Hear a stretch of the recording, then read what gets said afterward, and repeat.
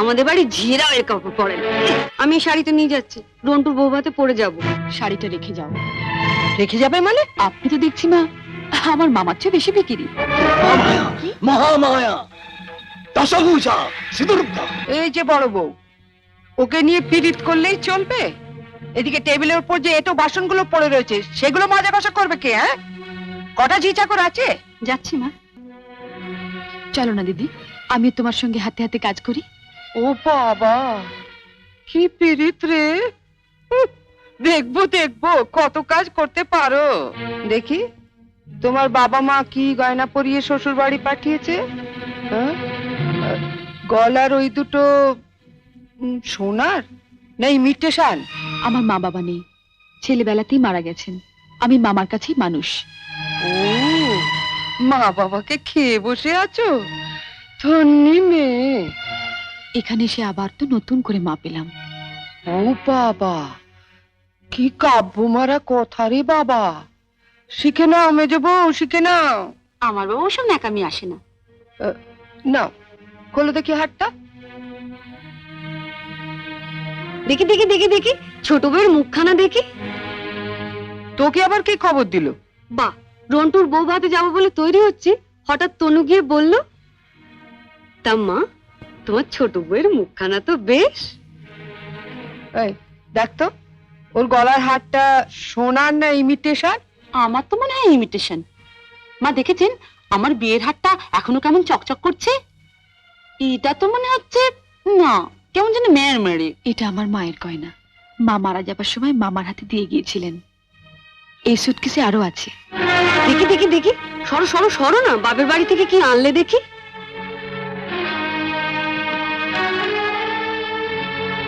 ইহ, এ কি শাড়ি গো! ই মেয়ে, এ নিশ্চয়ই কোনো ভিখারি বাড়ির মেয়েকে বিয়ে করেছে তনু। আমাদের বাড়ি ঝিয়েরাও এর কাপড় পরে না। ছি, ছি। ই দেখ দেখ, ই বাবা, ই লাল লাল হয়ে যাচ্ছে দেখি। পাউডার। মা, মা আমি ঠিক বলছি মা, এ নিশ্চয়ই কোনো বস্তি বাড়ি মেয়ে, নইলে বিয়েতে কেউ এরকম শাড়ি দেয়? ই দেখ দেখ। বাহ, এই শাড়িটা কিন্তু বেশ, তাই না মেজে বৌদি? মোটামুটি। হ্যাঁ। মা, আমাদের এখন আমাগুলো মানিয়েছে। খুব সুন্দর মানিয়েছে, ভালো, খুব সুন্দর। আমি এই শাড়িটা নিয়ে যাচ্ছি, রন্টুর বৌভাতে পরে যাব। শোনো, রাত্রিবেলায় ভালো করে আমি এসে সুটকেসটা ঘেটে দেখবো, কিছু যেন শরীর রেখো না। মা, নজর রেখো। শাড়িটা রেখে যাও। রেখে যাবে মানে? শুনলে না, ও এটা পরে ওর বন্ধুর বউ ভাতে যাবে। বউ ভাতে যাবে? নিজের শাড়ি পরে যাক। বড়লোক বাড়ি বউ ভিকিরি মেয়ের শাড়ি ধরে টানাটানি করছে কেন? ও মা, মেয়ের কি চোপা গো! আসতে না আসতে। আমি বলছি শাড়িটা ছাড়ো। না, আপনার মেয়ে না বলছিল আমার মামা যেসব শাড়ি দিয়েছে তা নাকি ওদের বাড়ি ঝিও পড়ে না।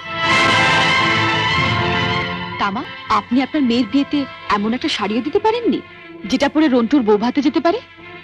আপনি তো দেখছি মা আমার মামার চেয়ে বেশি বিক্রি।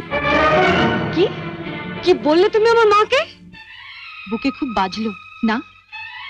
ঠিক আমার বুকেও এমনি করে বেজেছিল যখন তুমি আমার পিতৃতুল্য মামাকে বিক্রি বলেছিলে। চুপ কর ছোট। না, তুমি তো যত নষ্টের গোড়া। ও আসার সঙ্গে সঙ্গে 7 তাড়াতাড়ি কেন নিজের ঘরে নিয়ে এলে এবার বুঝতে পারছি। এর মধ্যে ওর কালে বিষ ঢেলে দিলে। দিদি কোথায় বিষ পাবে যে ঢালবে? আপনি আর আপনার মেয়ে তো বিষের জমিদারি নিয়ে রেখে দিয়েছেন। ছোট, শাড়িটা দিয়ে দে। না, আমার মামা খুব গরিব। বিয়েতে আমাকে ভালো শাড়ি না দিতে পারলেও এই শাড়িটা অনেক কষ্টে কিনে দিয়ে বলেছিলেন বাড়ির যিনি গুরুজন তার পায়ে দিয়ে প্রণাম করো।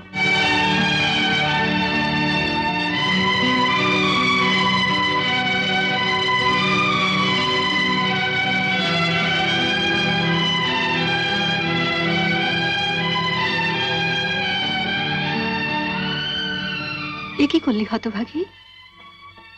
মা থাকতে আমাকে।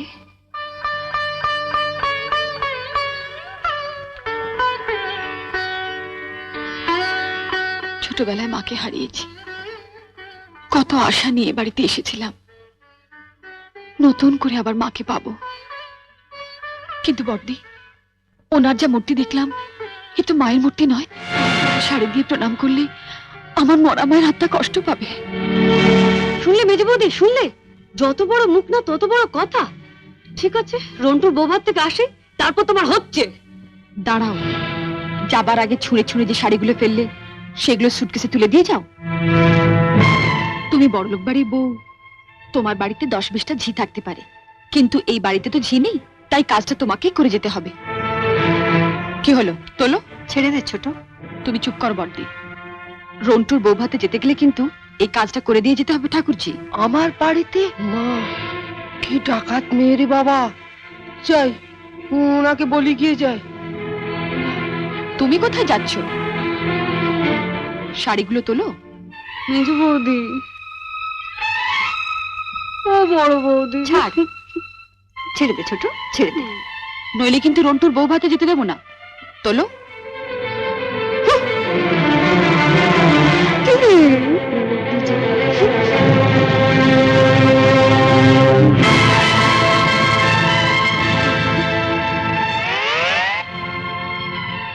বাবু, হ্যাঁ, ওকেও আচ্ছা করে দাও।